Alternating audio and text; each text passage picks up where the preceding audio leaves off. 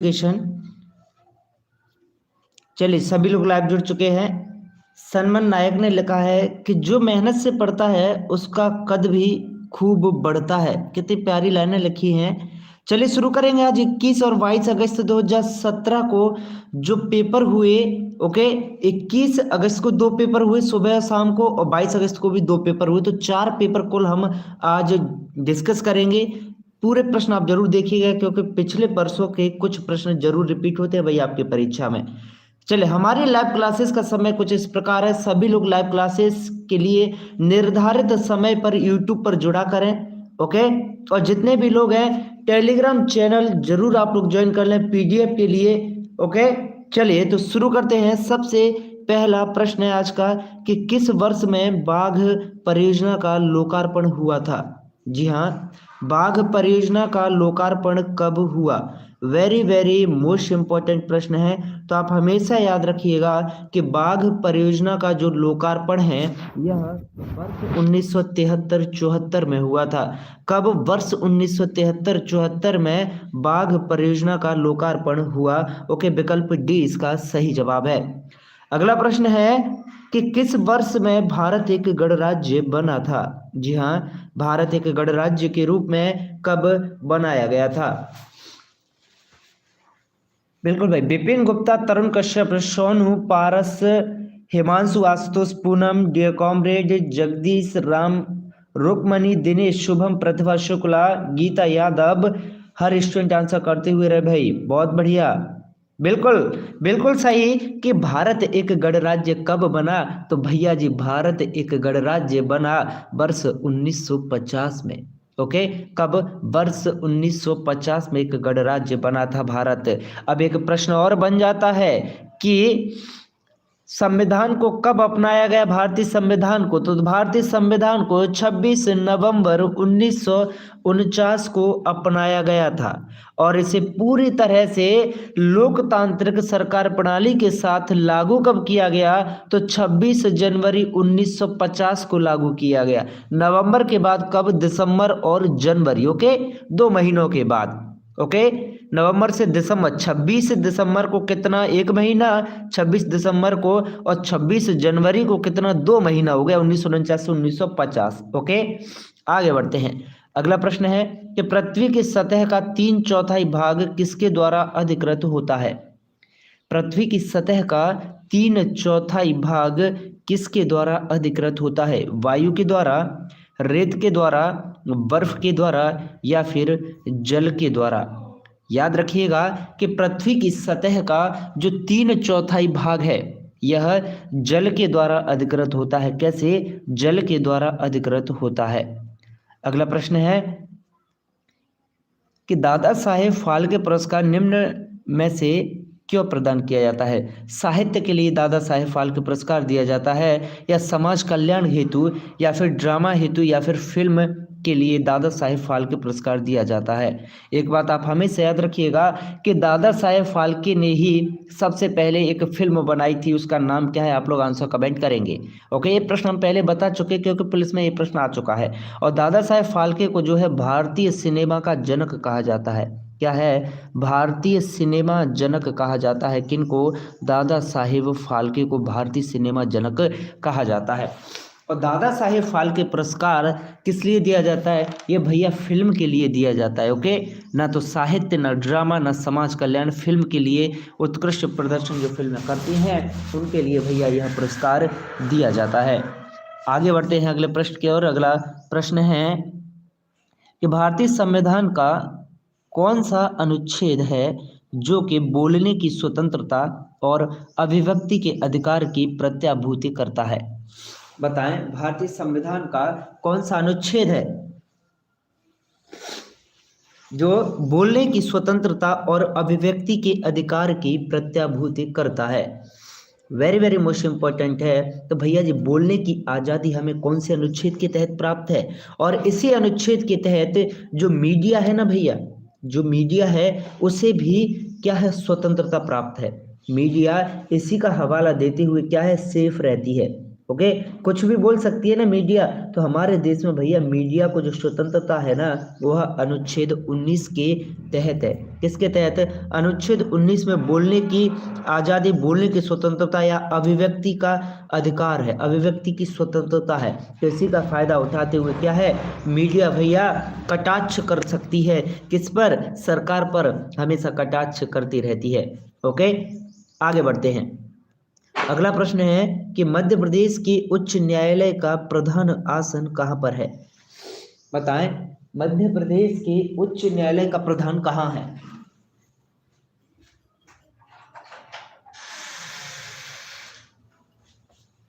Very very most important, बहुत बढ़िया। इसका सही जवाब क्या होगा भैया? तो मध्य प्रदेश के उच्च न्यायालय का, मध्य प्रदेश के उच्च न्यायालय का जो प्रधान आसन है ये कहाँ पर है? जबलपुर में। अब प्रश्न तो ये भी बन जाएगा कि मध्य प्रदेश की उच्च न्यायालय की स्थापना कब हुई? तो इसकी स्थापना वर्ष 1956 में हुई। ओके, और इस मध्य प्रदेश के उच्च न्यायालय की 2 खंडपीठ हैं। पहली खंडपीठ, नंबर 1 खंडपीठ कहाँ? इंदौर में है। और दूसरी खंडपीठ कहाँ? ग्वालियर में है। और तीसरी खंडपीठ भैया प्रस्तावित है अभी भोपाल में। तीसरी खंडपीठ अभी है नहीं, लेकिन प्रस्तावित है भैया भोपाल में। प्रश्न पूछ ले कि तीसरी खंडपीठ मध्य प्रदेश उच्च न्यायालय की कहाँ पर प्रस्तावित है? तो राजधानी भोपाल में प्रस्तावित है, याद रखिएगा। आगे बढ़ते हैं, मैं उम्मीद करता हूँ याद हो रहे होंगे साथ ही साथ आपको प्रश्न। ओके, अब चलिए अगला प्रश्न है कि पगारा बांध कहाँ पर स्थित है? जी हाँ, पगारा बांध कहाँ पर स्थित है? तो ये तो मैं आपको पूरे के पूरे प्रश्न करा चुका हूँ। कौन सा बांध कहाँ पर स्थित है? तो परसों की जो क्लास हुई थी ना भैया, परसों रात 8 बजे की क्लास, 13 मार्च रात 8 बजे की क्लास में हम ये पूरे प्रश्न डिस्कस कर चुके हैं। तो आप हमेशा याद रखिएगा कि जो हमारा प्यारा सा जो पगारा बांध है ना भैया, ये स्थित है कहाँ? मुरैना में। कहाँ पर? मुरैना जिले में स्थित है। बिल्कुल सही जवाब। अब आप मुरैना के बारे में बड़ी प्यारी सी चीजें आप याद रखिएगा कि मुरैना की भैया गजक प्रसिद्ध है। ओके, और मुरैना में सबसे अधिक शहद होता है। शहद उत्पादन सबसे अधिक कहाँ पर? मुरैना में होता है शहद उत्पादन। और सरसों सबसे ज्यादा कहाँ? मुरैना और ग्वालियर क्षेत्र में ही होती है। ओके, जिसमें मुरैना सबसे अव्वल है। और क्या है भैया मुरैना में? मुरैना में एक औद्योगिक क्षेत्र है जिसका नाम है बानमौर। क्या है? बानमौर एक औद्योगिक क्षेत्र है भैया, और इसमें क्या है? सीमेंट फैक्ट्री भी स्थित है। ओके, आगे बढ़ें। और क्या खास है भैया मुरैना के बारे में? मुरैना में भैया कक्कन मठ है। क्या है? कक्कन मठ है, प्रसिद्ध भैया पर्यटन स्थल है कक्कन मठ। ओके, और क्या है? और भैया शबलगढ़ का किला है, शबलगढ़ का किला है, शबलगढ़ किला। ओके, और पहाड़गढ़ का किला, पहाड़गढ़ का किला। ओके, पहाड़गढ़ किला भी स्थित है मुरैना में। अब इसमें से कक्कन मठ तो आपकी एमपी पुलिस में पूछा जा चुका है। सबलगढ़ किला और पहाड़गढ़ किला ये पीएससी में पूछे जा चुके हैं। अगला प्रश्न है कि केंद्र, और हाँ, मुरैना का नाम मुरैना भैया क्यों पड़ा? मुरैना मोर के नाम पर, मोर के नाम पर जो है मुरैना का नाम मुरैना पड़ा। अगला प्रश्न है, केंद्र सरकार के सभी मंत्रियों की नियुक्ति किसके द्वारा की जाती है? तो भैया संविधान से संबंधित ये प्रश्न है। जी हाँ, घड़ियाल संरक्षण, बिल्कुल सही बात। घड़ियाल संरक्षण भी किया जाता है चंबल अभ्यारण्य मुरैना में। ओके, चंबल अभ्यारण्य मुरैना में किसका भैया? घड़ियाल का भी संरक्षण किया जाता है। और केंद्र सरकार के सभी मंत्रियों की जो नियुक्ति है ना, इसके द्वारा सभी लोग विकल्प बी बता रहे हैं कि राष्ट्रपति के द्वारा की जाती है। भाई आपका जवाब 100% सही है कि केंद्र सरकार के सभी मंत्रियों की जो नियुक्ति है ना भैया, यह किसके द्वारा? यह राष्ट्रपति जी के द्वारा की जाती है। लेकिन प्रश्न तो ये भी बन जाएगा कि राष्ट्रपति को शपथ कौन दिलाता है? तो राष्ट्रपति जी को शपथ सर्वोच्च न्यायालय का मुख्य न्यायाधीश दिलाता है। कौन? सर्वोच्च न्यायालय का मुख्य न्यायाधीश दिलाता है। अब आपके दिमाग में एक प्रश्न आ रहा होगा कि जब हमें राष्ट्रपति को शपथ दिलानी हो लेकिन उस समय भारत के मुख्य न्यायाधीश भी उपस्थित न हो, कहीं बाहर गए हो, तबीयत खराब हो, या फिर मुख्य न्यायाधीश का पद रिक्त हो उस समय, तो भैया जी कौन होंगे, कौन उनको राष्ट्रपति को शपथ दिलाएंगे? तो मुख्य न्यायाधीश के बाद जो भी सुप्रीम कोर्ट का वरिष्ठ न्यायाधीश होगा वही राष्ट्रपति जी को शपथ दिलाएगा। ओके, आगे बढ़ते हैं। और एक बात और हमेशा याद रखें, जैसे कि अभी वर्तमान में राष्ट्रपति हैं कोविंद, ओके, रामनाथ कोविंद, अगर ये इनकी तबीयत खराब है या कुछ भी है, XYZ कुछ भी है, यह राष्ट्रपति के रूप में कार्यभार अभी नहीं संभाल सकते, तब ऐसी स्थिति में राष्ट्रपति का जो कार्यभार पूरा का पूरा जो संभालेंगे वो मुख्य न्यायाधीश संभालेंगे। ओके, फिर राष्ट्रपति का कार्यभार कौन संभालेंगे? मुख्य न्यायाधीश संभालेंगे, लेकिन राष्ट्रपति का पद कभी भी खाली नहीं रह सकता है। ओके, कोई ना कोई जरूर रहेंगे, राष्ट्रपति जी नहीं है तो कौन रहेंगे? मुख्य न्यायाधीश रहेंगे पूरा कार्यभार संभालने के लिए, लेकिन कार्यभार संभालने के लिए कोई ना कोई 100% रहेगा, और मुख्य न्यायाधीश नहीं है तो फिर वरिष्ठ न्यायाधीश जो भी रहेगा वे पूरा राष्ट्रपति जी का कार्यभार संभालेंगे। अगला प्रश्न है, भारतीय रिजर्व बैंक का मुख्यालय कहाँ पर स्थित है? भारतीय रिजर्व बैंक का मुख्यालय कहाँ पर स्थित है? कई दफा ये प्रश्न भी पूछ लिए जाते हैं कि राष्ट्रपति बनने के लिए न्यूनतम आयु कितनी होनी चाहिए, और प्रधानमंत्री बनने के लिए न्यूनतम आयु कितनी होनी चाहिए, राज्यसभा सदस्य बनने के लिए न्यूनतम आयु क्या होनी चाहिए, लोकसभा सदस्य बनने के लिए न्यूनतम आयु क्या होनी चाहिए? तो सभी आंसर आप लोग कमेंट करेंगे, सभी आंसर आप लोग कमेंट करेंगे। हम आगे बढ़ते हैं। और जिन लोगों को भी अगर ये प्रश्न नहीं बन रहे हैं पॉलिटी के, तो भाई हमने पॉलिटी की एक अलग से सीरीज बनाई थी जिसमें 8 या 10 वीडियो हैं, और पूरा पॉलिटी हमने कवर कर दिया था MP पुलिस के लिए। याद रखिएगा कि भारतीय रिजर्व बैंक का जो मुख्यालय है ना, ये कहाँ पर है भैया जी? तो यह स्थित है हमारा मुंबई में। आप हमेशा याद रखिएगा, जैसे कभी आपको प्रश्न नहीं आ रहा है कि किस बैंक का मुख्यालय कहाँ पर है, तो आप याद रखें अधिकांशतः 99% बैंकों के जो मुख्यालय है ना भैया, ये मुंबई में है। क्यों है मुंबई में? एक कारण है, क्योंकि मुंबई को क्या है भैया, भारत की आर्थिक राजधानी कहा जाता है। मुंबई को भारत की आर्थिक राजधानी कहा जाता है, तो अर्थव्यवस्था से रिलेटेड बैंक हैं, तो फिर बैंकों का मुख्यालय कहाँ होगा? सभी का मुंबई में होगा। ऐसे आप यह आसानी से याद रखिएगा। अब बात तो ये भी आती है कि भारतीय रिजर्व बैंक की स्थापना कब हुई? याद रखें, इसकी स्थापना भैया जी 1 अप्रैल, कब? 1 अप्रैल 1935 को हुई थी। ओके, और 5 करोड़ रुपयों के साथ इसकी शुरुआत की गई थी 1 अप्रैल 1935 को। अगला प्रश्न है, के NH-47A जो कि कुंडनूर से प्रारंभ होता है, और भारत में यह सबसे छोटा राजमार्ग है। इसकी कुल लंबाई 6 किलोमीटर है। कितनी है? 6 किलोमीटर है 47A नेशनल हाईवे की।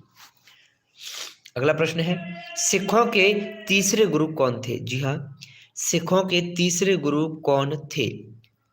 सबसे पहला विकल्प है गुरु अर्जुन देव या गुरु अंगद देव। तो याद रखें, सिखों के तीसरे गुरु थे भैया गुरु अमरदास। कौन? गुरु अमरदास। अगला प्रश्न है, उदयगिरी गुफाएं कहाँ पर स्थित हैं? पता है उदयगिरी की गुफाएं कहाँ पर स्थित हैं? रविंद्र, पुष्पेंद्र, लव, प्रवीण, वंदना, सपना ओझा, किंग मेकर, देवेंद्र कुमार और जिनेंद्र सिंह, शिशुपाल, लक्ष्मी, दिनेश प्रिया, शिवानी, संतोष, तारा, महेश, रेणु, AK टेक्निकल, रूपाली, आशुतोष, वीरेंद्र। बहुत ही बढ़िया, बिल्कुल सचिन, पूर्वी, अनन्या, बिल्कुल सविता, बहुत बढ़िया, बिल्कुल सही जवाब। तो उदयगिरी की जो गुफाएं हैं यह स्थित है भाई कहाँ पर? विदिशा में। अरे विदिशा से हमें तुरंत एक प्रश्न याद आ जाता है, कौन? कैलाश सत्यार्थी से संबंधित, जिन्हें नोबेल पुरस्कार मिला, ये भी भैया विदिशा के ही है। कैलाश सत्यार्थी, ये भी कहाँ के हैं? कैलाश सत्यार्थी जी भी, ये भी विदिशा के हैं भैया, कैलाश सत्यार्थी। ओके, और क्या है, इन्हें भैया नोबेल पुरस्कार मिल चुका है। और जो गंजवा सौदा है ना, जो सबसे गर्म स्थान है, गंजवा सौदा जो कि सबसे गर्म स्थान है, गंजवा सौदा जो सबसे गर्म स्थान है भैया, ये भी कहा, ये भी विदिशा में ही है। ओके, मध्य प्रदेश का सबसे गर्म स्थान है। आगे बढ़ते हैं अगले प्रश्न की ओर। अगला प्रश्न है कि भारत में पहले एशियाई खेलों का आयोजन किया गया था कब?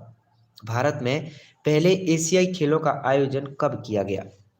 सबसे पहला विकल्प कि वर्ष 1950 में किया गया, या 1952 में किया गया, या फिर 1951 में किया गया, या 1953 में किया गया। बताओ कब किया गया? वेरी वेरी मोस्ट इंपॉर्टेंट प्रश्न है। तो आप हमेशा याद रखें कि भारत में पहले एशियाई खेलों का जो आयोजन है भैया, कब किया गया? बिल्कुल, बहुत बढ़िया, बिल्कुल सही जवाब। तो यह वर्ष 1951 में किया गया। कब? वर्ष 1951 में दिल्ली में किया गया। कहाँ पर? दिल्ली में किया गया। आगे बढ़ते हैं। प्रश्न है कि अंतर्राष्ट्रीय श्रम दिवस कब मनाया जाता है? अंतर्राष्ट्रीय श्रम दिवस कब मनाया जाता है? साथ ही साथ आप बताइएगा कि अंतर्राष्ट्रीय योगा दिवस कब मनाया जाता है? अंतर्राष्ट्रीय योगा दिवस कब मनाया जाता है? ओके, अंतर्राष्ट्रीय योगा दिवस कब मनाया जाता है? साथ ही साथ आप बताएं कि अंतर्राष्ट्रीय अहिंसा दिवस कब मनाया जाता है? अंतर्राष्ट्रीय अहिंसा दिवस कब मनाया जाता है? वेरी वेरी मोस्ट इंपॉर्टेंट प्रश्न। तो आप हमेशा याद रखें कि अंतर्राष्ट्रीय श्रम दिवस, बिल्कुल भाई, कब मनाया जाता है? अंतर्राष्ट्रीय श्रम दिवस या मजदूर दिवस यह 1 मई को मनाया जाता है। ओके, अगला प्रश्न है भारत के उपराष्ट्रपति को किसके द्वारा चुना जाता है? बताएं, भारत के राष्ट्रपति को किसके द्वारा चुना जाता है? सबसे पहला विकल्प है कि राज्यसभा और लोकसभा दोनों के सदस्यों के द्वारा चुना जाता है, या फिर केवल राज्यसभा के सदस्यों के द्वारा, या फिर मात्र लोकसभा के सदस्यों के द्वारा, या फिर राष्ट्रपति के द्वारा नियुक्त किया जाता है। बताएं। बिल्कुल भाई, अंतर्राष्ट्रीय योगा दिवस 21 जून को मनाया जाता है, और अंतर्राष्ट्रीय अहिंसा दिवस 2 अक्टूबर को गांधी जयंती के दिन मनाया जाता है। ओके,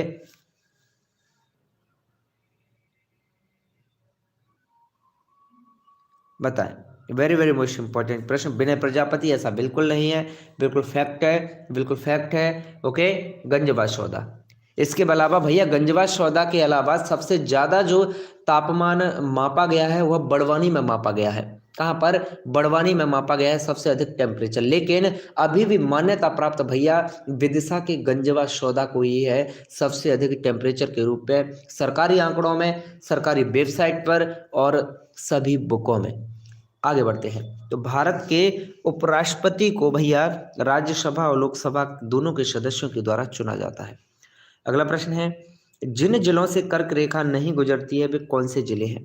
आपको इतना तो पता ही होगा कि एमपी के कुल 14 जिलों से होकर हमारी प्यारी सी कर्क रेखा गुजरती है। कितने? 14 जिलों से होकर गुजरती है।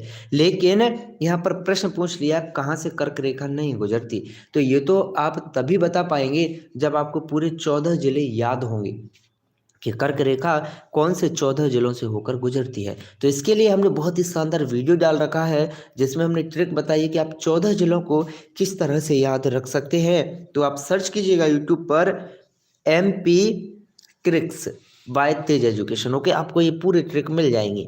तो हमेशा याद रखें, इसका सही जवाब है इंदौर और बालाघाट। अगला प्रश्न है, चलिए अगला प्रश्न है वह तारामंडल जिसका नाम हंटर है, वह तारामंडल कौन सा है जिसका नाम हंटर है? देखिए 14 जिले जिनसे होकर क्या है कर्क रेखा गुजरती है, उनको याद रखने का आसान सा ट्रिक है रउआ राशि भवरासा, दमजब कटनी, उमरासा। ओके, रउआ राशि भवरासा, दमजब कटनी, उमरासा पूरा स्क्रीनशॉट ले लीजिएगा। हर शब्द का हर अक्षर जो यहाँ पर लिखा हुआ है हर अक्षर से संबंधित है एक जिला। जैसे र अर्थात रतलाम, ओ अर्थात उज्जैन, आ अर्थात आगरमालवा। ओके, तो इस तरह से आप याद रख लीजिएगा। तो हमेशा याद रखें वह तारामंडल जिसका नाम हंटर है। कौन सा तारामंडल है? तो इसका सही जवाब है भैया ओरायन। ओके, ओरायन तारामंडल है जिसका नाम क्या है? हंटर है, हंटर भाई साहब। ओके, आगे बढ़ते हैं। अगला प्रश्न है कि आरटीआई अधिनियम को किस दिन राष्ट्रपति स्वीकृति मिली थी? जी हाँ, आरटीआई अधिनियम अर्थात right to information, right to information को कब राष्ट्रपति की स्वीकृति मिली? बिल्कुल सही, बिल्कुल सही। कितने लोग जवाब दे पाएंगे? भाई अब तक देखिए हमने एक पेपर के पूरे प्रश्न कर लिए। ओके, 21 अगस्त का एक पेपर। अब 21 अगस्त का दूसरी पाली का पेपर यहाँ से आगे हम देखेंगे। दूसरी पाली का पेपर जो कि 3 बजे से शुरू हुआ था वर्ष 2017 में, 21 अगस्त 2017 को। ओके, चलिए। तो आरटीआई अधिनियम को जो है 15 जून 2005 को राष्ट्रपति की स्वीकृति मिली थी। ओके, आरटीआई अधिनियम कब जो है पारित हुआ था, ये प्रश्न पूछ लिया जाता है, कई दफ़ा पूछा जाता है, लेकिन यहाँ पर तो बिल्कुल एग्जैक्ट डेट ही पूछ ली, तो 15 जून 2005 को। कभी कभी केवल वर्ष पूछ लें, याद रखें आरटीआई भाई 2005 से शुरू। अगला प्रश्न है, अगला प्रश्न है, कृषि अवशेषों से सीएनजी बनाने वाला भारत का पहला जैव सीएनजी प्लांट कहाँ पर लगाया गया? कृषि अवशेषों से सीएनजी बनाने का ये प्लांट है, बहुत ही अच्छा प्लांट है भाई, कि कृषि अवशेषों से सीएनजी बनाई जा रही है। ओके, कृषि अवशेषों से सीएनजी बनाई जा रही है। जोकर गेमिंग कर दिया आपको ब्लू। सावन चौहान, नाम बदल लो, जोकर गेमिंग।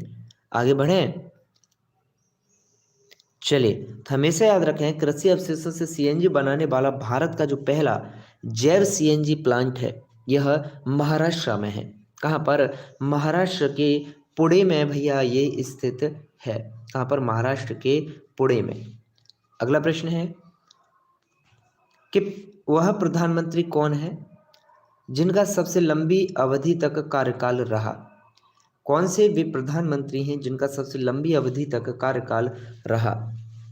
बहुत ही शानदार प्रश्न हो, मेरे ख्याल से सभी का सही भी होगा, क्योंकि कई दफ़ा ये पूछा जा चुका है। और बार बार आप अगर विविध आपने पढ़ी होगी तो इन प्रश्नों को तो भाई कभी भी नहीं छोड़ा होगा।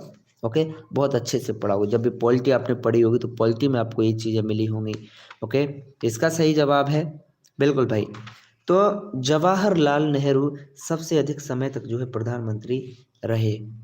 अगला प्रश्न है कि भारत में कितने राजनीतिक दलों के राष्ट्रीय दल का दर्जा प्राप्त है?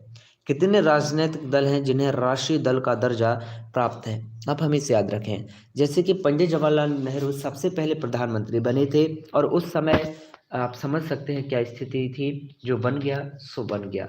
ओके, वो बन गए तो भैया लंबे समय तक बने रहे, लंबे समय तक बने रहे। कौन है उनको हटाने वाला? तो याद रखें, भारत में कितने राजनीतिक दलों को राष्ट्रीय दल का दर्जा प्राप्त है? बिल्कुल बिल्कुल सही जवाब। तो कुल 7 राष्ट्रीय दल हैं। कितने? 7। अगला प्रश्न है, सर्वोच्च न्यायालय के न्यायाधीशों को किसके द्वारा हटाया जा सकता है? सर्वोच्च न्यायालय के न्यायाधीशों को किसके द्वारा हटाया जा सकता है? बताएं। सर्वोच्च न्यायालय के न्यायाधीशों को, सुप्रीम कोर्ट के न्यायाधीशों को किसके द्वारा हटाया जा सकता है? तो भाई इस पर तो बहुत ज़्यादा विवाद चल रहा है, इस पर बहुत ज़्यादा विवाद भी चल रहा है कि सुप्रीम कोर्ट के न्यायाधीशों को आप यूं ही हटा नहीं सकते। ओके, और न्यायाधीशों को अपॉइंट करने का भी एक प्रक्रिया होना चाहिए, इस पर भी विवाद है। और सभी सरकार के बीच और सुप्रीम कोर्ट के न्यायाधीशों के बीच असमंजस बना हुआ है, तालमेल नहीं बैठ पा रहा है। तो याद रखें, सर्वोच्च न्यायालय के न्यायाधीशों को हटाया जा सकता है भैया, कैसे? संसद के द्वारा। कैसे? संसद के द्वारा हटाया जा सकता है। आगे बढ़ते हैं, उसमें भी फिर भाई संसद का कम से कम दो तिहाई मत होना चाहिए। अगला प्रश्न है, सतीश धवन अंतरिक्ष केंद्र कहाँ पर स्थित है?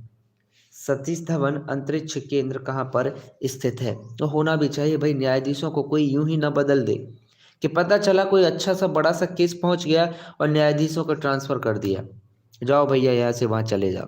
तो नहीं होना चाहिए, ना ही हटाया जा सकता है, ना ही ट्रांसफर करने की प्रक्रिया भी इतनी आसान नहीं होती सुप्रीम कोर्ट और उच्च न्यायालयों के न्यायाधीशों। ओके, तो याद रखिएगा कि सतीश धवन अंतरिक्ष केंद्र स्थित है श्रीहरिकोटा में। कहाँ पर? श्रीहरिकोटा में। ये प्रमुख अंतरिक्ष केंद्र है, ओके, इसरो का। इसलिए भैया ये प्रश्न बहुत ज़्यादा पूछा जाता है। अगर यहाँ से प्रश्न पूछा इस टॉपिक से तो यही प्रश्न ज़्यादा आता है। प्रश्न है कि भारत में किस राज्य में अधिकतम वन आच्छादन या फिर फॉरेस्ट कवर है? सबसे अधिक वन आच्छादन कौन से राज्य में है? आसान प्रश्न है, कई दफ़ा इस प्रश्न से गुजर चुके हैं, तो गलत होने का तो चांस ही नहीं है। तो याद रखें, सब सर्वाधिक वन आच्छादन कहाँ पर है? मध्य प्रदेश में है। कौन से राज्य में? मध्य प्रदेश में सर्वाधिक वन आच्छादन है। अगला प्रश्न है कि भारत के संविधान का कौन सा अनुच्छेद है जो कि जम्मू कश्मीर को विशेष स्थिति प्रदान करता है? बताएं। भारत के संविधान का कौन सा अनुच्छेद है जो जम्मू कश्मीर को विशेष स्थिति प्रदान करता है? क्या है? जो जम्मू कश्मीर को विशेष स्थिति प्रदान करता है। तो आप हमेशा याद रखें, भारत के संविधान का अनुच्छेद 370 है। 370 है जो कि जम्मू कश्मीर को विशेष स्थिति प्रदान करता है। अगला प्रश्न है कि भारत में 100% विद्युतीकरण प्राप्त करने वाला राज्य कौन सा है? भारत में 100% विद्युतीकरण प्राप्त करने वाला राज्य कौन सा है? तो याद रखें, 100% विद्युतीकरण प्राप्त करने वाला राज्य है गुजरात। ओके। अगला प्रश्न है भाई, मोदी जी वहाँ पर जो मुख्यमंत्री रहे तो होगा, ऑब्वियसली है। अगला प्रश्न है, निम्नांकित में से सबसे कम उम्र का शतरंज का भारतीय ग्रैंड मास्टर कौन है? सबसे कम उम्र का शतरंज का भारतीय ग्रैंड मास्टर कौन है?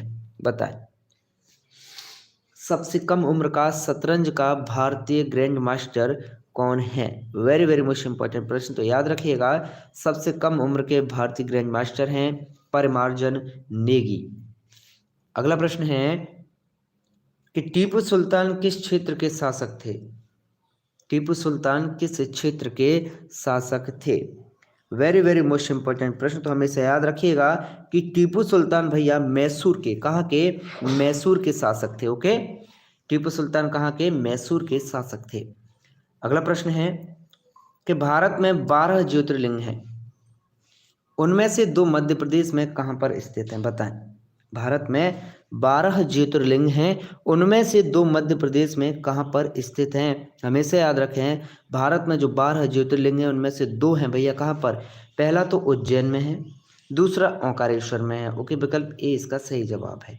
2 ज्योतिर्लिंग है मध्य प्रदेश में, कौन कहाँ कहाँ? उज्जैन और ओंकारेश्वर।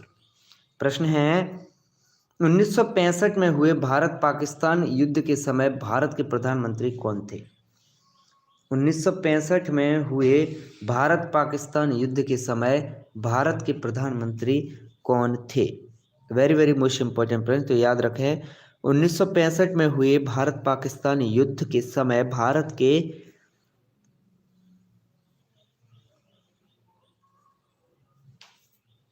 बिल्कुल सही जवाब, भारत के प्रधानमंत्री कौन थे? तो लाल बहादुर शास्त्री।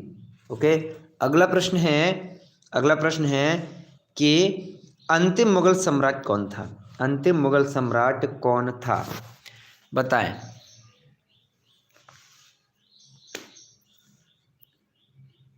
अंतिम मुगल सम्राट कौन था?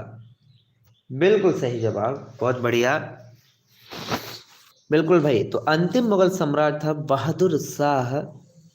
बहादुर शाह द्वितीय। ओके, आगे बढ़ें, आगे बढ़ जाएं। चलिए अगला प्रश्न है, काहिरा बांध कहाँ पर स्थित है? काहिरा बांध कहाँ पर स्थित है? बड़े प्यारा प्रश्न है। तो याद रखें, जैसे कि अभी हमने देखा था एक पगारा बांध, ये भी पूछा जाता है। तो बांधों की क्लास तो भैया 13 मार्च को हो चुकी है। ओके, 13 मार्च रात 8 बजे पूरी क्लास हो चुकी है। तो पगारा बांध मुरैना में, काहिरा बांध कहाँ पर? देखिए पगारा एमपी पुलिस में पूछा मुरैना का, काहिरा बांध कहाँ पर है? तो काहिरा बांध है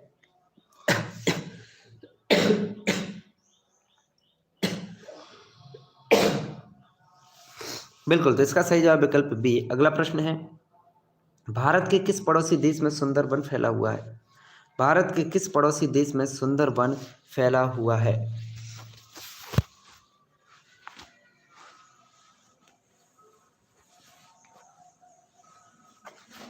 बिल्कुल भैया, तो सुंदरबन कहाँ पर है? इसका सही जवाब है कि सुंदरबन भैया बांग्लादेश में फैला हुआ है।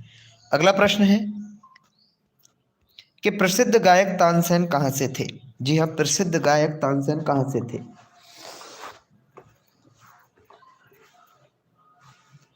तो याद रखें कि गायक तानसेन कहाँ से थे भैया? तो ये ग्वालियर से। ओके।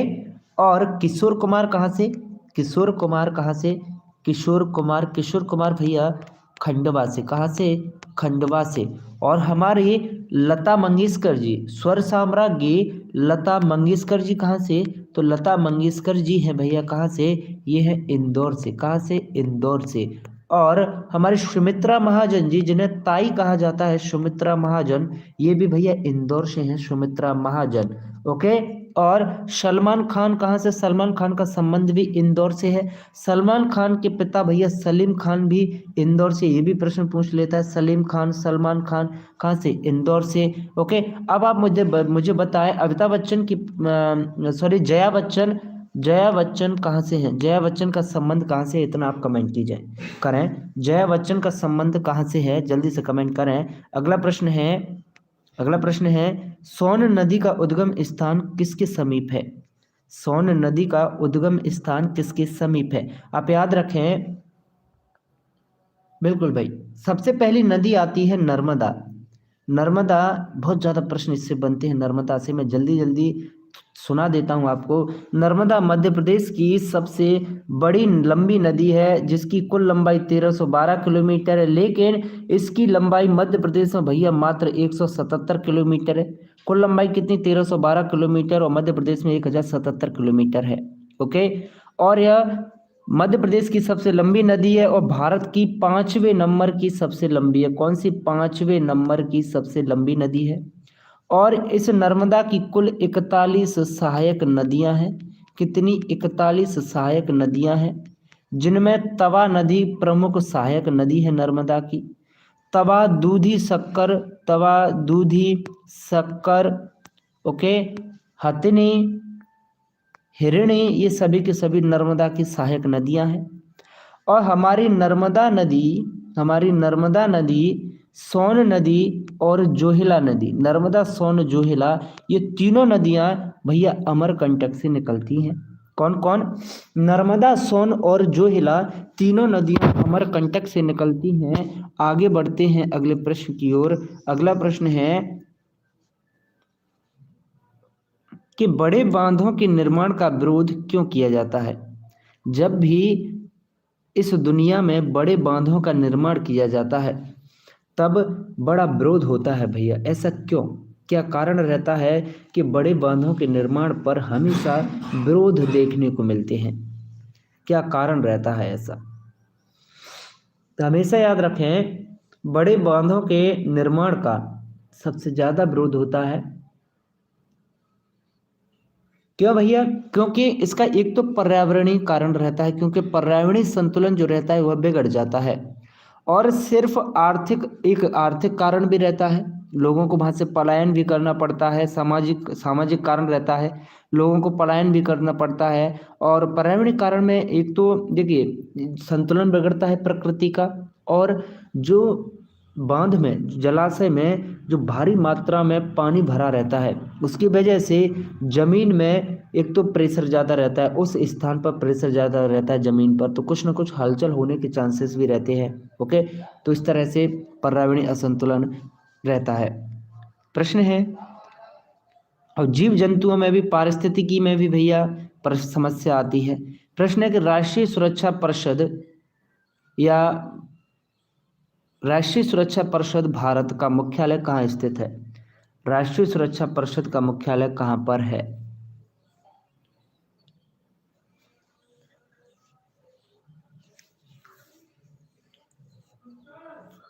तथ्यात्मक प्रश्न है, इसमें कुछ विशेष जानकारी नहीं दी जा सकती है, मतलब है। राष्ट्रीय सुरक्षा परिषद का मुख्यालय मुंबई में बना है तो बना है, क्या कर सकते हैं। ओके। और ज़्यादातर मैंने क्या बताया, सभी बैंकों के मुख्यालय भी कहाँ? मुंबई में आपको मिलेंगे। ओके। जैसे कि मैं बात करूं भारतीय रिजर्व बैंक की स्थापना कब हुई? भारतीय रिजर्व बैंक, आरबीआई, तो भारतीय रिजर्व बैंक की स्थापना, और इसका मुख्यालय कहाँ? इसका मुख्यालय भी मुंबई में है। और इसकी स्थापना कब? 1 अप्रैल 1935 को हुई थी। कब? 1 अप्रैल 1935 को भारतीय रिजर्व बैंक की स्थापना हुई थी। अगला प्रश्न है, राष्ट्रीय हिंदी दिवस कब मनाया जाता है? राष्ट्रीय हिंदी दिवस कब मनाया जाता है? वेरी वेरी मोस्ट इम्पोर्टेंट प्रश्न, बताएं राष्ट्रीय हिंदी दिवस कब मनाया जाता है। जैसे कि अभी आप लोगों ने ही बताया था, मुझे तो खुद को मालूम नहीं था। आप लोग इतने होशियार हो कि बस कर जाओ। आप लोगों ने मुझे एक चीज़ बताई कि 21 जून को जो है अंतर्राष्ट्रीय योगा दिवस मनाते हैं, और 2 अक्टूबर को जो है अंतर्राष्ट्रीय अहिंसा दिवस मनाते हैं। कौन सा? अहिंसा दिवस, और ये योगा दिवस। ओके, और अब है हिंदी दिवस, राष्ट्रीय हिंदी दिवस। तो राष्ट्रीय हिंदी दिवस कब मनाते हैं? तो 14 सितंबर को। कब? 14 सितंबर को राष्ट्रीय हिंदी दिवस मनाते हैं। अब हम क्या कह सकते हैं भैया? कुछ नहीं, मनाते हैं तो मनाते हैं, चलने देते हैं भैया। आगे बढ़ते हैं अगले प्रश्न की ओर। अगला प्रश्न है कि निम्न में से किस नदी का उद्गम स्थल है जो कि भारतीय भूभाग में नहीं है? कौन सी नदी है जो कि भारतीय भूभाग से नहीं निकलती है? बताएं, जल्दी से बता दें।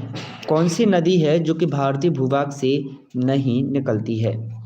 तो आप हमेशा याद रखें, ऐसी नदी जो कि भारतीय भूभाग से नहीं निकलती है वह कौन सी है भैया? ब्रह्मपुत्र। ओके, ब्रह्मपुत्र नदी है जो कि भारत से नहीं बल्कि यह तिब्बत से निकलती है। कहाँ से? तिब्बत से निकलती है। तिब्बत में भी भैया मानसरोवर झील के निकट से, मानसरोवर झील के निकट से जो है हमारी ब्रह्मपुत्र नदी निकलती है।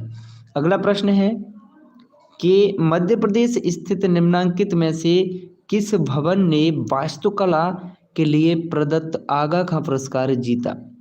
वास्तुकला के लिए जो आगा खां पुरस्कार दिया जाता है, यह कौन से भवन ने जीता? बहुत ही शानदार आसान प्रश्न। तो इसका सही जवाब है विधान भवन ने यह पुरस्कार जीता, आगा खां पुरस्कार, जो कि आर्किटेक्चर के लिए या वास्तुकला के लिए दिया जाता है। प्रश्न है कि विश्व में बैंक शाखाओं की सर्वाधिक संख्या किस देश में है? तो भैया बैंक शाखाओं की जो सर्वाधिक संख्या है यह हमारे प्यारे से भारत देश में ही देखने को मिलेगी आपको। अगला प्रश्न है, भारत में सबसे लंबा समुद्र तट कौन सा है?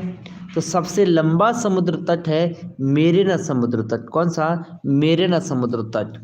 कौन सा राज्य है जिसका समुद्री तट सबसे लंबा है? तो राज्य की अगर बात की जाए, राज्य की, तो वो है भैया हमारा गुजरात भाई साहब हैं, जिनका समुद्र तट जो है सबसे लंबा है अन्य राज्यों की तुलना में। प्रश्न है, कौन है जो इंदौर के पास एक औद्योगिक शहर है?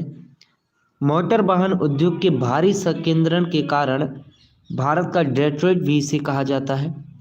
भारत का डेट्रॉइट भी इसे कहा जाता है, बताएं। और यह इंदौर के पास एक औद्योगिक केंद्र है। बिल्कुल भाई, इसका सही जवाब है कि ये है पीथमपुर। कौन है? पीथमपुर है। पीथमपुर एक्चुअली है कौन से जिले में? पीथमपुर है भैया धार में। कहाँ पर? धार जिले में। अगला प्रश्न है, विंग्स ऑफ फायर किसकी आत्मकथा है? जी हाँ, विंग्स ऑफ फायर किसकी आत्मकथा है? देखिए, ये प्रश्न बहुत पूछा जाता है। विंग्स ऑफ फायर ऐसा नहीं है कि केवल ये जो मैं पेपर करा रहा हूँ ना 22 अगस्त का सुबह का, 22 अगस्त 2017 का सुबह का पेपर, तो इसी में पूछा गया है, बाकी कभी नहीं पूछा।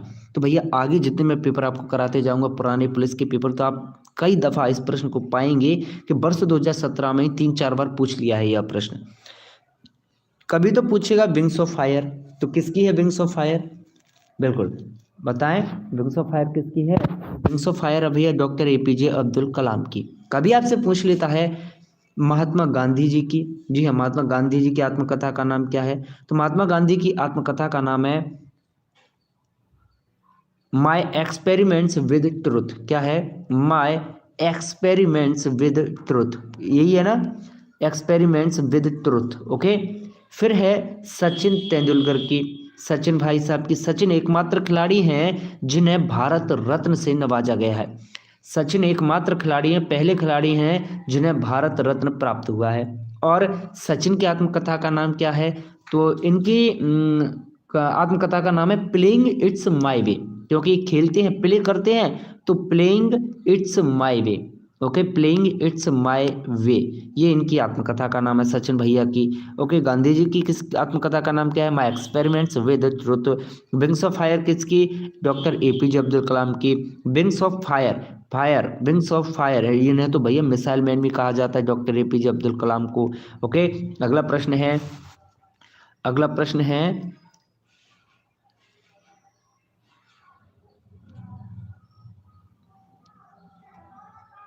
बताएं, सतना में पैदा हुए उस लेखक का नाम बताएं जिन्होंने मिस्टर इंडिया जैसी फिल्में लिखी थी। बताएं। तो मैंने एक प्रश्न आपको बताया था कुछ समय पहले, जैसे कि सलीम खान, जी हाँ सलीम खान, ये इंदौर से संबंध रखते हैं। कहाँ से? इंदौर से। सलीम खान क्यों जाना जाता है? क्योंकि भैया इन्होंने Sholay film, Sholay film, Sholay film का इन्होंने क्या है, स्क्रिप्ट लिखा था। ओके, शोले फिल्म का स्क्रिप्ट लिखा था सलीम खान ने। और सतना में जो पैदा हुए हैं, जिन्होंने मिस्टर इंडिया फिल्म लिखी थी, मिस्टर इंडिया की स्क्रिप्ट लिखी थी, वे कौन है? शरत सक्सेना है। ओके, शरत सक्सेना कहाँ से? सतना से। शरत सक्सेना कहाँ से? सतना से। स स स ओके, ऐसे याद रखें, शरत सक्सेना कहाँ से? सतना से। आगे बढ़ते हैं, प्रश्न है, बैजनाथ मिश्रा या बैजू बावरा एक किसके संगीतकार हैं? टप्पा संगीतकार थे या ध्रुपद संगीतकार, ख्याल संगीतकार थे या गजल संगीतकार? हमेशा याद रखें कि बैजनाथ मिश्रा या फिर बैजू बावरा, बैजनाथ मिश्रा या बैजू बावरा जो है, बैजू बावरा ज़्यादातर आता है एग्जाम में, आप कन्फ्यूजन मत रहें। बैजनाथ तो बहुत कम देगा, भले इस पेपर में दे दिया है पुलिस की में, लेकिन बैजू बावरा ज़्यादातर देता है। ओके, 90% बैजू बावरा लिख के देगा। तो याद रखें, जो बैजू बावरा भाई साहब थे, ये किसके संगीतकार थे? तो यह एक ध्रुपद गायक थे। अरे भैया, प्रश्न तो ये भी तो बनता है कि ध्रुपद समारोह कहाँ पर होता है? याद रखना कि ध्रुपद समारोह जो है ये भोपाल में होता है। कहाँ पर? भोपाल में ध्रुपद समारोह होता है। प्रश्न है कि भारत के किस प्रदेश में कैन वन्यजीव अभयारण्य स्थित है? भारत के किस प्रदेश में कैन वन्यजीव अभयारण्य स्थित है? बताएं, किस प्रदेश में कैन वन्यजीव अभयारण्य स्थित है? वेरी वेरी मोस्ट इंपॉर्टेंट प्रश्न है, तो आप हमेशा याद रखिएगा कि कैन वन्यजीव अभयारण्य स्थित है अरुणाचल प्रदेश में। कहाँ पर है? अरुणाचल प्रदेश में कैन वन्यजीव अभयारण्य स्थित है। अगला प्रश्न है, भारत के सुप्रीम कोर्ट ने निम्न उत्सर्जन मानक श्रेणियों में से किसके अंतर्गत आने वाले वाहनों के उपयोग पर पूरी तरह से प्रतिबंध लगा दिया? तो भारत की सरकार ने BS-30 पर तो भैया पूरी तरह से प्रतिबंध लगा दिया है। आगे बढ़ते हैं, प्रश्न है, किसने लंदन में Indian home rule league society की स्थापना की? ओके, देखिए इनमें से किसी और पर भी लगा दिया हो, BS-30 के अलावा BS-4 पर लगाया है या नहीं? BS-4 पर लगा दिया, BS-6 लगाया नहीं।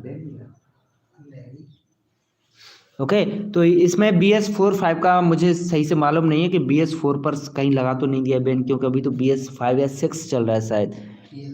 ओके, BS-4 भी शायद बंद हो गया होगा, बंद होने की कगार पर होगा। तो किसने लंदन में Indian home rule league society की स्थापना की?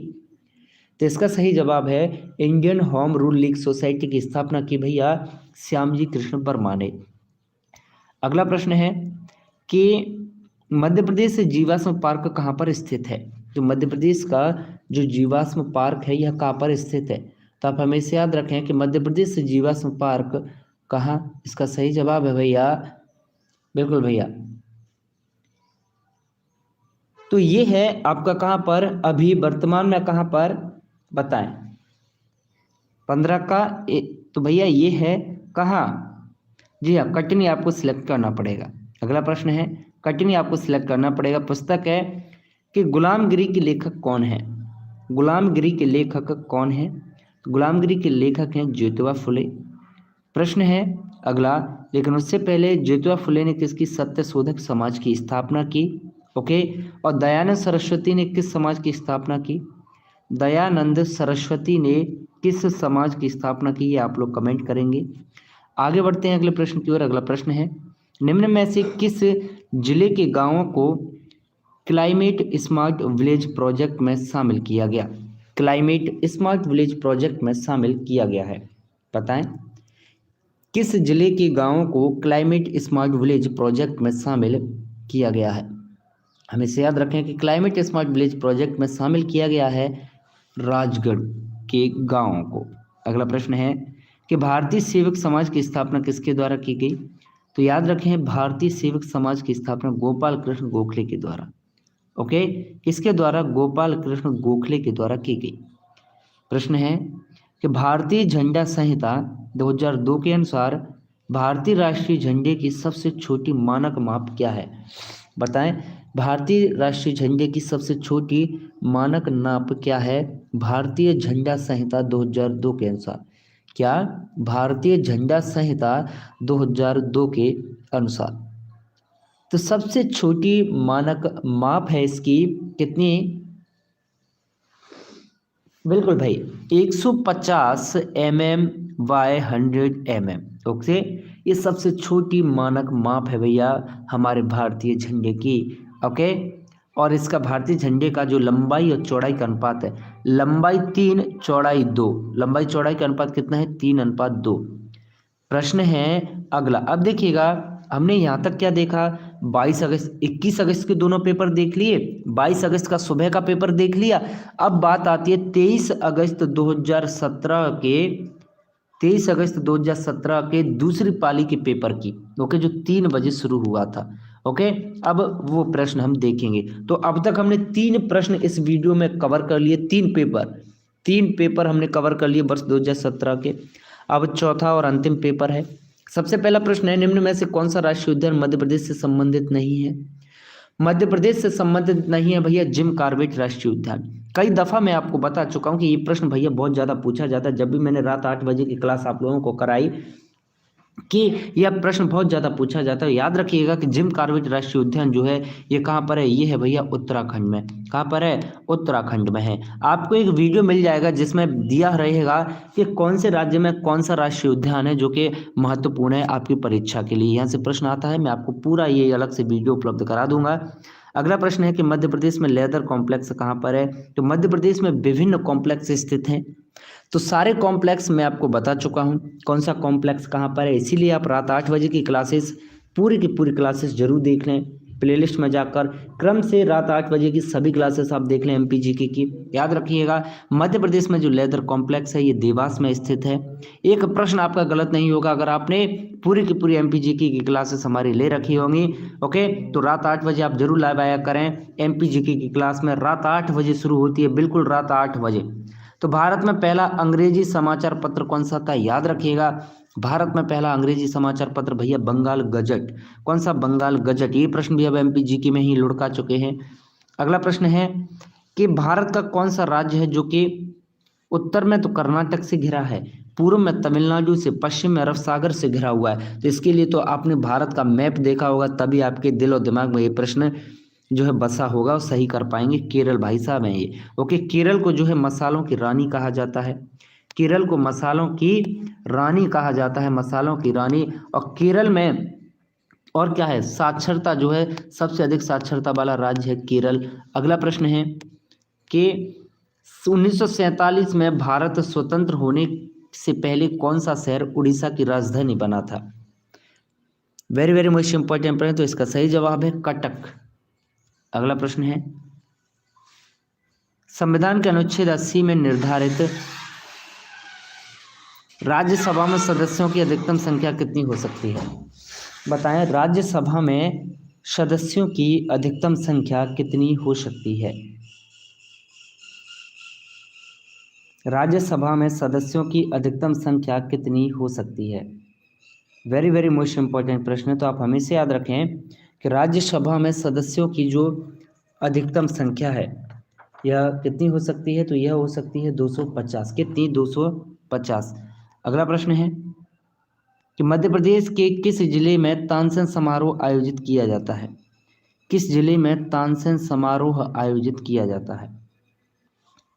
बिल्कुल, तो हमेशा याद रखें तानसेन समारोह ग्वालियर में आयोजित किया जाता है। और कालिदास समारोह कहाँ पर? कालिदास समारोह कहाँ पर? कालिदास समारोह भैया उज्जैन में आयोजित किया जाता है। कहाँ पर? उज्जैन में। और जो ध्रुपद समारोह है ये कहाँ पर? ध्रुपद समारोह भैया भोपाल में आयोजित किया जाता है। ओके, अगला प्रश्न है आपकी स्क्रीन पर कि महानदी का प्रमुख भाग किस राज्य में है? महानदी का प्रमुख भाग किस राज्य में है? बताएं, महानदी का प्रमुख भाग किस राज्य में है? वेरी वेरी मोस्ट इंपॉर्टेंट प्रश्न है, हमेशा याद रखें कि महानदी का जो प्रमुख भाग है यह छत्तीसगढ़ में है। प्रश्न है, क्षेत्रफल के दृष्टिकोण से मध्य प्रदेश का सबसे बड़ा जिला कौन सा है? ये प्रश्न भी हम कल या परसों की क्लास में रात 8 बजे कर चुके हैं। ओके रूपाली राजपूत। ओके, इसका सही जवाब क्या है? छिंदवाड़ा। अगला प्रश्न है, पेशावर से कोलकाता तक की प्रसिद्ध ग्रांड ट्रंक रोड का निर्माण किसने करवाया? तो भैया सबसे बड़ा जिला क्षेत्रफल के दृष्टिकोण से कौन है? हमारा छिंदवाड़ा। कौन है? छिंदवाड़ा। और सबसे छोटा जिला कौन है क्षेत्रफल के दृष्टिकोण से? तो निवाड़ी। कौन सा? निवाड़ी, जो कि वर्ष 2018 में गठित हुआ। ओके,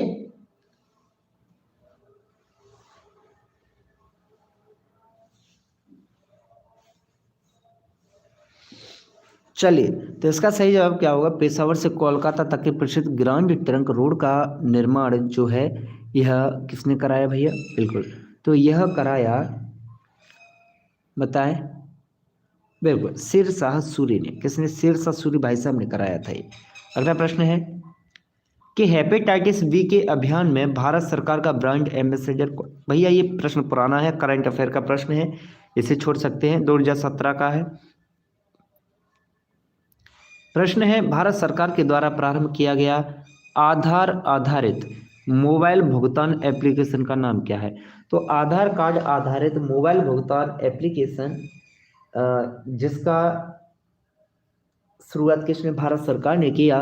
यह मोबाइल एप्लीकेशन है भीम ऐप। ओके, कौन सा? भीम ऐप, जो कि सरकार के द्वारा ही शुरू किया गया था। कभी अगर आपसे भीम ऐप का फुल फॉर्म पूछ ले तो भीम अर्थात भारत, BH से बनता है भैया क्या? भारत। ओके, BH से क्या बनेगा? भारत। I से इंटरफेस, M से money, Bharat interface for money, यह है भैया भीम का पूरा नाम। अगला प्रश्न है, और यह 2016 को जारी किया गया था भीम ऐप। प्रश्न है कि लोकसभा के पहले अध्यक्ष कौन थे? आसान प्रश्न है, तो याद रखें, लोकसभा के पहले अध्यक्ष की अगर बात की जाए तो ये हैं गणेश वासुदेव मावलंकर। अगला प्रश्न है, नोबेल पुरस्कार पाने वाले पहले भारतीय कौन है? नोबेल पुरस्कार पाने वाले सबसे पहले भारतीय कौन है? तो याद रखें, सबसे पहले नोबेल पुरस्कार मिला भारतीय व्यक्ति कौन है? रविंद्रनाथ टैगोर। अगला प्रश्न है कि माधव अभ्यारण्य कहाँ पर स्थित है? जी हाँ, माधव अभ्यारण्य कहाँ पर स्थित है? तो याद रखें, माधव अभ्यारण्य स्थित है भैया शिवपुरी में। कहाँ पर? शिवपुरी में स्थित है माधव अभ्यारण्य। अगला प्रश्न है कि भारत की पहली महिला राष्ट्रपति कौन है? तो भारत की पहली महिला राष्ट्रपति हैं प्रतिभा पाटिल जी। अगला प्रश्न है कि विधानसभा में GST कानून पारित करने वाला भारत का पहला राज्य कौन सा था? विधानसभा में GST कानून पारित करने वाला भारत का पहला राज्य कौन सा? असम भाई साहब बने पहले राज्य जिन्होंने GST कानून पारित किया। प्रश्न है कि इसरो का विक्रम साराभाई अंतरिक्ष केंद्र कहाँ है? इसरो का, इंडियन स्पेस रिसर्च ऑर्गेनाइजेशन का विक्रम साराभाई अंतरिक्ष केंद्र तिरुवनंतपुरम में स्थित है। प्रश्न है कि मध्य प्रदेश के पहले मुख्यमंत्री कौन? मध्य प्रदेश के पहले मुख्यमंत्री पंडित रविशंकर शुक्ल बने। प्रश्न है, ओके, प्रश्न कुछ है ही नहीं, एक्चुअली प्रश्न यही है कि प्रश्न एक्चुअली है ही नहीं। क्यों नहीं है? प्रश्न खत्म हो गए हैं। ओके, हमारे पास इतना ही मटेरियल था भैया। अब आप लोग हमारी लाइव क्लासेस का समय याद रखें, सुबह 8 बजे GK, रात 8 बजे MPG, दोपहर 12 बजे साइंस, और रात को 10 बजे जो है रिवीजन चल रहा है साइंस का। ओके, और रात 9 बजे भैया रीजनिंग। रात 9 बजे देखो तो पूरी लाइव लगातार हो गई। रात को 8 बजे MPG, रात को 9 बजे रीजनिंग, रात को 10 बजे साइंस, 3 घंटे लगातार चलती है क्लास। एक बात और बता दूं आपको कि भैया अब आप टेलीग्राम चैनल ज्वाइन कर लो PDF के लिए। टेलीग्राम चैनल है तेज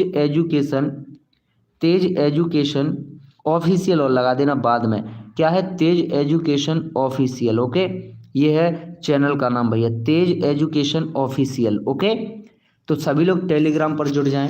सब लोग जिनके पास नहीं है ना टेलीग्राम, वो लोग भी टेलीग्राम डाउनलोड कर लो और टेलीग्राम पर अपनी आईडी बना लो, क्योंकि हमारा व्हाट्सएप जो व्हाट्सएप कंपनी के द्वारा बैन कर दिया गया। तो टेलीग्राम पे आ जाओ सब लोग, टेलीग्राम पे पीडीएफ दिया करेंगे, टेलीग्राम चैनल ज्वाइन कर लो, तेज एजुकेशन ऑफिशियल। चलिए मिलते हैं आपसे अगली क्लास में, तब तक के लिए जय हिंद, जय भारत, जय महाकाल। सभी क्लास को लाइक कर दें, इस क्लास को सभी लाइक करें तभी जाएं, और अपने सभी मित्रों के साथ शेयर भी कीजिएगा।